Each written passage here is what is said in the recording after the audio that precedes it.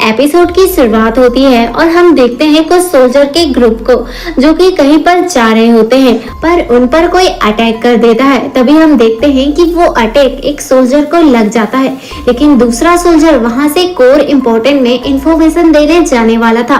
फिर वो soldier master हान को इंफॉर्मेशन दे देता है और मास्टर हान के साथ सभी लोगों को पता चल जाता है कि हाउ चेन इमोर्टल है। लेकिन यहाँ सभी लोग परेशान हो जाते हैं क्योंकि वहाँ पर डीमन आर्मी अटैक करने वाली थी और ये अब तक की सबसे बड़ी डीमन आर्मी थी। फिर यहाँ हम देखते हैं कि मिस्टर हान सभी को बताते हैं कि पिछली नाइट में मैंने सील थ्रोन में कुछ अजीब से संकेत को देखा था और उस संकेत में साफ दिख रहा था कि आज से पहले ऐसा कभी नहीं हुआ था। मैंने देखा था कि एक डीमन पिलर डिस्ट्रॉय हो गया था, जिसे सुनकर वहाँ के सभी लोग सरप्राइज हो जाते हैं और किसी को इस बात पर यकीन ही नहीं होता।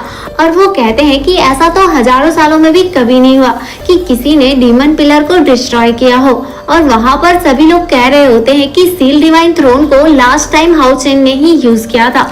पर यहाँ मिस्टर हान समझ जाते हैं कि डीमन पिलर का डिस्ट्रैक्शन हाउ चेन से ही रिलेटेड है। फिर एक मास्टर कहता है कि हमें सबसे पहले हाउ चेन के ग्रुप को ढूंढना चाहिए, तो मास्टर हान भी इससे एग्री हो जाते हैं। जिस पर अगेन मास्टर कहता है कि हाउ चेन का group last time demon pillar के पास जैकवा सिन के पास दिखाई दिया था और जैकवा सिन के सबसे करीब एक्सोसिज्म के पास है। तो मास्टर हान कहते हैं कि वहाँ पर एक ऑर्डर जारी करो और वहाँ के लीडर से कहो कि वहाँ एक ग्रुप हाउ चेन को देखने के लिए जाए। तभी हम देखते हैं कि वो लोग एग्री हो जाते हैं और आगे हमें दिखाया जाता है कि वहाँ एक मैसेंजर आ जाता है और वो मिस्टर हान को बताता है कि गार्डियन लॉन्ग ने ये बताने को कहा है कि वो उनके ग्रैंडसन को लेने जाने वाले हैं।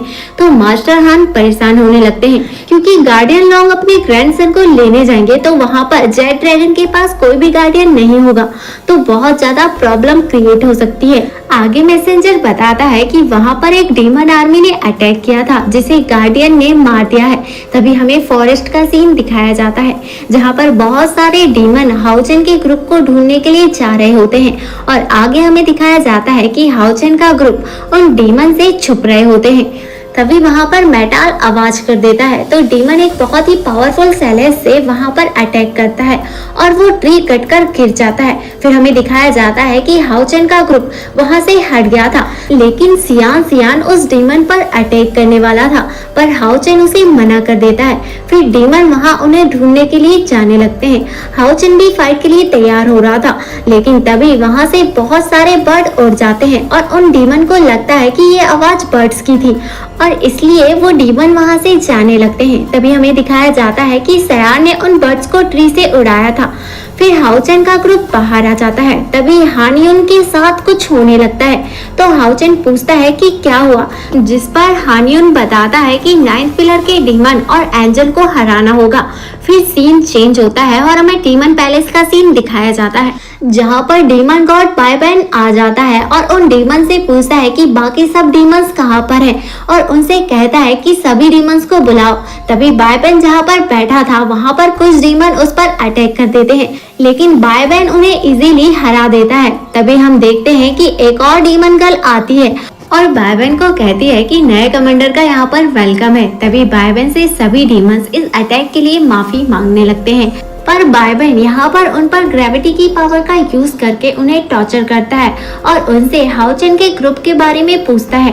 तभी एक डीमन उन्हें बताता है कि हाउ चेन का ग्रुप अभी एक्सोर्सिज्म के पास पर नहीं है और हमने उस एरिया को सील कर दिया है। तभी वहाँ पर बायबैन उन डीमन से हाउ चेन के लोकेशन के बारे में पूछता है, पर इसका कोई भी आंसर डीमन के पास नहीं होता है। तभी हम देखते हैं कि बायबैन अपनी पावर का यूज करता है और खुद से कहता है कि हाउ चेन तुम मेरी पावर से नहीं बच सकते और यहाँ पर बायबैन अपनी एंजेलिक लाइन वाली पावर का यूज कर देता है और आगे हम देखते हैं कि बहुत सारे एनिमल्स को वो अपने कंट्रोल में कर लेता है ताकि उनका यूज करके हाउ चेन के ग्रुप को ढूंढ सके।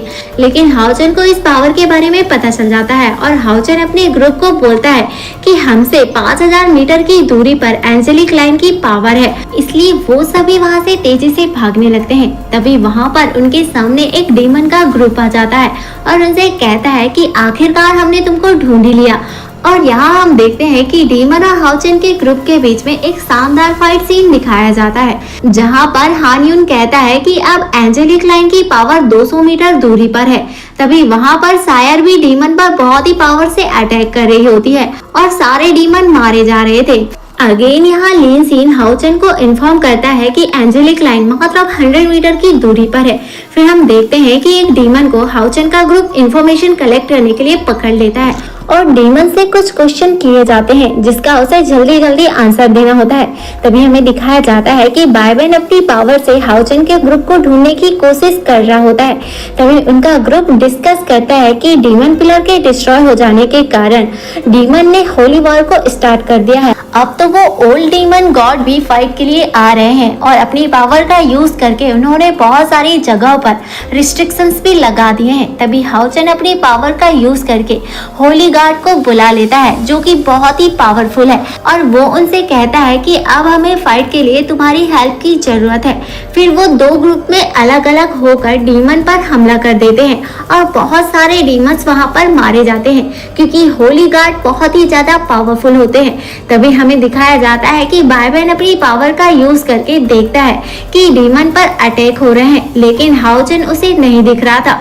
तभी बायबेन समझ जाता है कि हाउचेन ने ही ये किया है और वो अपनी पावर का फिर से यूज करता है और पूरे माउंटेन के एनिमल्स को कंट्रोल करके फिर से हाउचेन को ढूंढने की कोशिश करता है और चारों तरफ देखने लगता है। तभी उसे एक होली गार्ड दिख जाता है और उसे वो हाउचेन समझ लेता है, जिससे कि फिर सभी डीमंस उन पर अटैक करने के लिए आने लगते हैं और इसी सस्पेंस के साथ इस एपिसोड का एंड हो जाता है। अगर आपको ये एक्सप्लेनेशन पसंद आया तो वीडियो को लाइक और चैनल को सब्सक्राइब जरूर कीजिएगा।